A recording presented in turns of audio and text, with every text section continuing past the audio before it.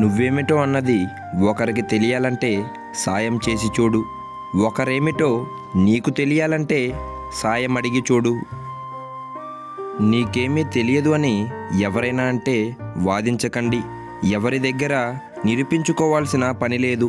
మీలో నిజాయితీని సమయం వచ్చినప్పుడు తప్పకుండా ప్రపంచం గుర్తిస్తుంది. సంతోషం నేర్పలేని ఎన్నో విషయాలు కన్నీళ్లు నేర్పుతాయి. గెలుపు నేర్పలేని ఎన్నో పాఠాలు ఓటమి నేర్పుతుంది. స్నేహం నేర్పలేని ఎన్నో జాగ్రత్తలు మోసం నేర్పుతుంది. అందుకే అంటారేమో, ఏది జరిగినా మన మంచికే అని. రాత్రి లేని పగలు లేదు, కష్టం లేని సుఖం లేదు, ప్రయత్నం లేని ఫలితం లేదు. ఎక్కడి నెగ్గాలో, ఎక్కడి తగ్గాలో, ఎక్కడి ఎదగాలో, ఎక్కడి ఒదగాలో తెలుసుకుంటూ ముందడుగు వెయ్యండి. విజేతగా నిలవాలంటే ఎవరినో ఓడించడం కాదు, మిమ్మల్ని మీరు గెలవాలి. చలనం లేని రాయి కూడా చెక్కడం మొదలు పెడితే శిల్పం అవుతుంది. కదల్లేని దాంట్లోనే శిల్పం దాగుంటే పరుగులు పెట్టగల నీలో ఇంకేముందో ఒక్కసారి ఆలోచించు. ఇతరుల కష్టాలను తీర్చగలిగే స్తోమత నీకు లేకున్నా ఇతరులకు ధైర్యం చెప్పే మనసు ఉంటే చాలు. కష్టంలో ఉన్నవారికి నిజంగా నువ్వే దేవుడు.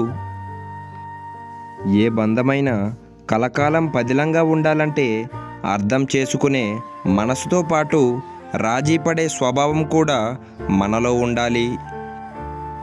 చిల్లర నాణెములు శబ్దం చేస్తాయి, కానీ విలువ కలిగిన నోట్లు నిశ్శబ్దంగా ఉంటాయి. అలాగే మన విలువ పెరిగే కొద్దీ మనము నిశ్శబ్దంగా ఉండటం నేర్చుకోవాలి. జీవితంలో భయం లేకుండా ఆత్మవిశ్వాసంతో ఉన్నవారు గొప్ప విజయాలు సాధించగలుగుతారు.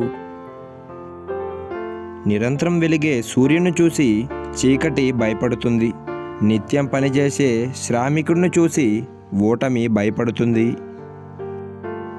మనం విలువైన కాలాన్ని, శక్తివంతమైన మాటని తెలివిగా ఉపయోగించుకోవాలి. లేకుంటే వృధా చేసిన కాలం, నోరు జారిన మాట ఎప్పటికీ ప్రమాదమే. ఆత్మాభిమానం ఉన్నవారు ఆకలినైనా భరించగలరేమో, కానీ అవమానాన్ని మాత్రం భరించలేరు. ఈ రోజుల్లో ఒకరు నీకు దగ్గరవుతున్నారన్నా, దూరం అవుతున్నారన్నా కారణం నీ గుణం కాదు, నీ దగ్గర ఉండే ధనమే కారణం. నమ్మినా నమ్మకపోయినా ఇదే వాస్తవం. ఒక మనిషి యొక్క చిన్న బలహీనతను చూసి అతని బలాన్ని అంచనా వేయడం అంటే ఒక అలను చూసి సముద్రాన్ని అంచనా వేసినట్లే. మన కష్టాలు ఎన్ని ఉన్నా ఎవరికీ చెప్పకూడదు. ఎందుకంటే ఈ సమాజంలో కష్టాల్లో ఉన్నవారికి సాయం చేస్తారో లేదో కానీ చాలా తక్కువగా చూడటం మాత్రం మొదలు పెడతారు. ఈ ప్రపంచంలో అంచనా వేయలేనివి రెండే రెండు. ఒకటి నాన్న శ్రమ, రెండు అమ్మ ప్రేమ. విశ్వాసం అనేది ఒక చిన్న పదం. దీనిని చదవడానికి ఒక క్షణం పడుతుంది, ఆలోచించడానికి ఒక నిమిషం పడుతుంది, అర్థం చేసుకోవడానికి ఒక రోజు పడుతుంది, నిరూపించుకోవడానికి మాత్రం ఒక జీవితకాలం పడుతుంది. ఖాళీగానే ఉంటున్నావా అని అన్నవాడు కూడా నీ ఖాళీ సమయం కోసం వేచి చూసేంతలా ఎదగాలి నువ్వు. కొబ్బరి చెట్టు పెరిగే కొద్దీ పాత మట్టలు రాలిపోతుంటాయి. అలాగే నీలో జ్ఞానం పెరిగే కొద్దీ తన పర అనే భేదాలు తొలగిపోతుంటాయి. జరిగిన దాని గురించి ఎప్పుడూ చింతించకండి. ఎందుకంటే నీకు జరిగే మంచి నీకు ఆనందాన్ని ఇస్తే, జరిగిన చెడు అనుభవాన్ని ఇస్తుంది. చిన్న పొరపాటే కదా అని నిర్లక్ష్యం చేయకూడదు. పెద్ద ఓడను కూడా ముంచెయ్యడానికి చిన్న రంధ్రం సరిపోతుంది. చల్లని నీటి రుచి తెలియాలంటే విపరీతమైన దాహం వేయాల్సిందే. గెలుపు గొప్పదనం తెలియాలంటే ఓటముల దెబ్బలు తగలాల్సిందే. సుఖమనే అనుభవం తెలియాలంటే కష్టాలను భరించాల్సిందే. బాధలను తగ్గించగల శక్తి నిద్రకి మాత్రమే ఉంది. అందమైన కళ్ళతో చీకటికి కూడా రంగులు వేసి ప్రశాంతతను కలిగించే గొప్ప వరమే నిద్ర.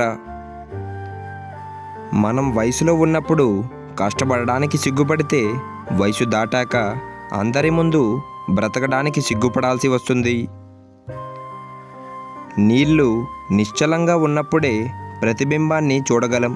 అలాగే మన మనసు నిర్మలంగా ఉన్నప్పుడే ఎదుటివారిలో మంచిని చూడగలం. జీవితం, సముద్రం ఈ రెండు దూరం నుండి చూడడానికి బాగుంటాయి, కానీ ఈదడానికి కష్టంగా ఉంటాయి. అన్నీ సాధించాకే ఆనందం ఉంటుందని అనుకోకండి. మీరు ఆనందంగా ఉంటేనే అన్నీ సాధించగలరని తెలుసుకోండి. ఈరోజు నీ పరిస్థితిని చూసి రేపటి నీ పరిస్థితిని ఊహించకు. నిన్ను పుట్టించిన దేవుడికి నీ పరిస్థితిని మార్చడానికి ఒక్క క్షణం చాలు. ధైర్యం కోల్పోకు. చేతి రాతలో తప్పులుంటే సరిదిద్దుకోవచ్చు, కానీ తలరాతలో తప్పులుంటే మాత్రం కష్టమైన నష్టమైన అనుభవించాల్సిందే. ఒక్క నిర్ణయం జీవితాన్ని మార్చేస్తుంది.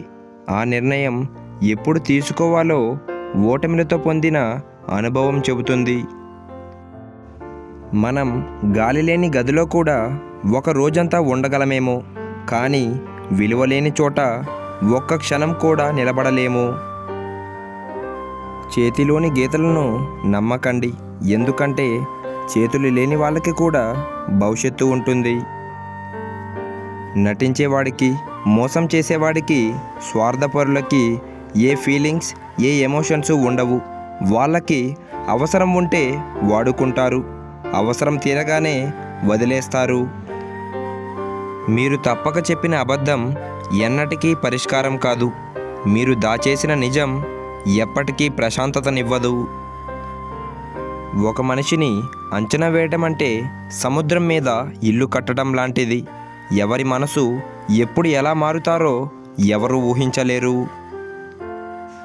ఎవరితోనూ అత్యంత చనువుగా ఉండవద్దు, ఎందుకంటే వారి ప్రవర్తనలో ఏ చిన్న మార్పు వచ్చినా అది నిన్ను బాధిస్తుంది. మనం కోపాన్ని ఉప్పులా వాడాలి. తక్కువైతే మర్యాద ఉండదు, ఎక్కువైతే విలువ ఉండదు. ఈ సమాజంలో వెలకట్టలేని సంపదలు రెండే రెండు. అవి 1 మనశ్శాంతి, 2 సంతృప్తి. రెండిటిని సంపాదిస్తే అఖండమైన ఆనందం మీ సొంతం. ఎంత కష్టం వచ్చినా సరే మీలో మీరే ఓదార్చుకోవటం నేర్చుకోండి, ఎందుకంటే మీ కష్టం చూసి నవ్వుతారే తప్ప మన అని ఎవరూ దగ్గరికి తీసుకోరు.